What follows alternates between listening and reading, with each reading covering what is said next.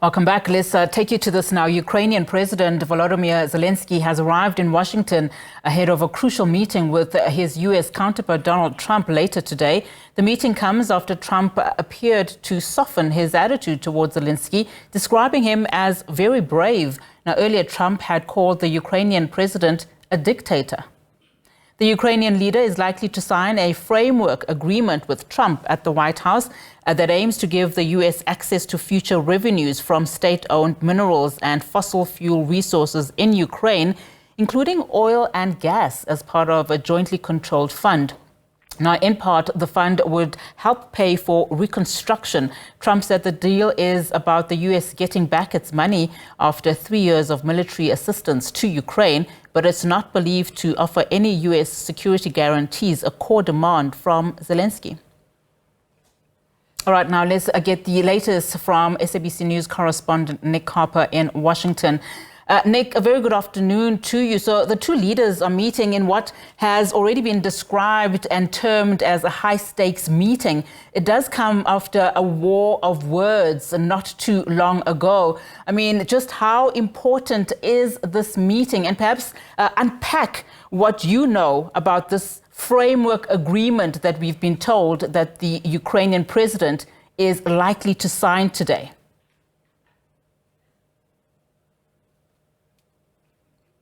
All right, we'll see if we can continue then to get Nick on board for this interview. I understand he's got issues with his son, but essentially he is in Washington for us as we continue then to put a spotlight ahead of that meeting between President Zelenskyy as well as U.S. President Donald Trump. Of course, a number of people calling it a key meeting and a high-stakes meeting. Nick, I believe you have joined us now. Just talk to us and perhaps unpack this framework, a deal that Zelenskyy is then likely to sign with Trump. Of course, a number of terms being thrown here, essentially saying this is a crucial meeting for Zelenskyy particularly. Yeah, let's talk about the meeting first. Obviously, this, in many respects, is something of a make or break meeting for the Ukrainian leader. It is well known that the two men, Zelenskyy and Donald Trump, do not get on particularly well. So we'll be watching for body language during their Oval Office meeting and then during their joint press conference. It'll be a question of whether they can put their differences aside to try and work out some sort of peace deal for Ukraine. And in many ways, this is being billed as the last best opportunity for President Zelenskyy to try and move things forward towards peace, because we have seen over the last couple of weeks a real pressure campaign by the US president to try and get this rare earths deal done as a starting point, a preliminary point before a ceasefire deal can be moved on to. That pressure campaign has included Donald Trump calling President Zelenskyy a dictator and saying just yesterday he needs to get this done fairly quickly or it won't be done at all, suggesting that he needs President Zelenskyy to sign this during the course of Friday's meeting. But what exactly will this deal entail? Well, the United States are saying this is all about the US getting access to Ukraine's rare earth minerals, the ability to extract them from Ukraine, the type of minerals that are needed for high-tech technology.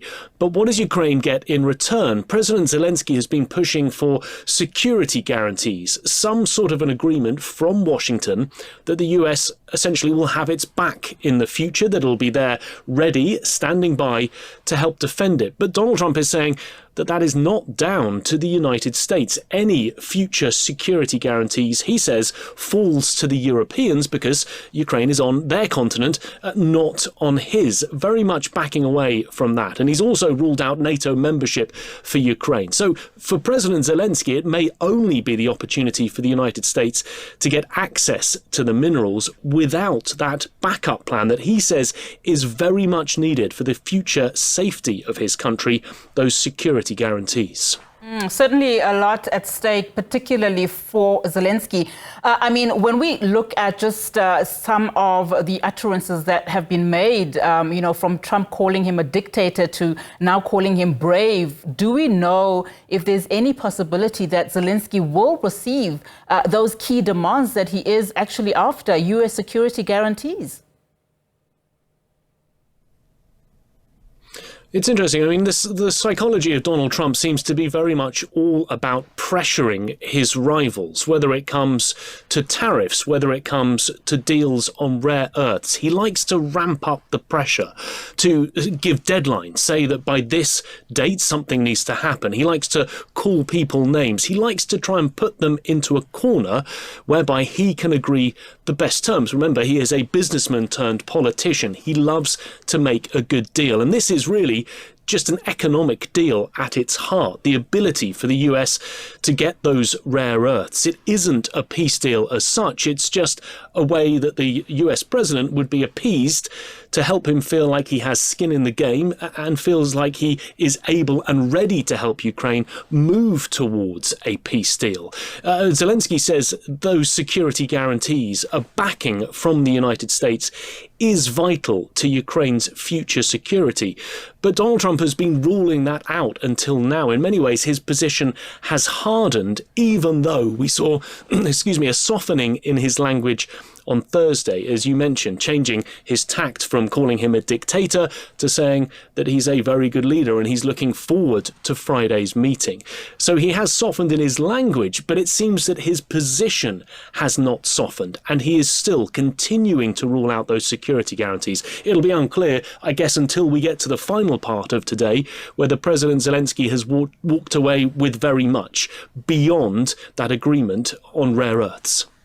And just talk to us and perhaps give us a sense of what's happening on the, US-Russia talks. We know, of course, that US and Russia officials met in, Saudi Arabia not too long ago, paving a way for what they say is a meeting between Putin and Trump. Of course, this also is another concern, particularly to Ukraine as well as the EU, because how does one hold these peace talks without essentially Ukraine being present? Well, exactly. I mean, we've seen really the Trump administration flip the script on diplomacy when it comes to the two countries, Ukraine and Russia. The past Biden administration was all about having Ukraine as an ally and having Russia as an aggressor that was held at arm's length, that the Biden administration tried to freeze out economically with a whole raft of sanctions that the European Union was also on board with. Now the Trump administration is essentially cozying up to the Russians while keeping Ukraine at arm's length. There is no longer that alliance between the US and Ukraine, and that is worrying the Europeans in a huge way. The fact that no Europeans were involved in that initial US-Russia meeting has very much concerned them. Of course, the US has said that initial meeting in Saudi Arabia was more about normalizing relations between Washington and Moscow rather than trying to agree a framework for a peace deal.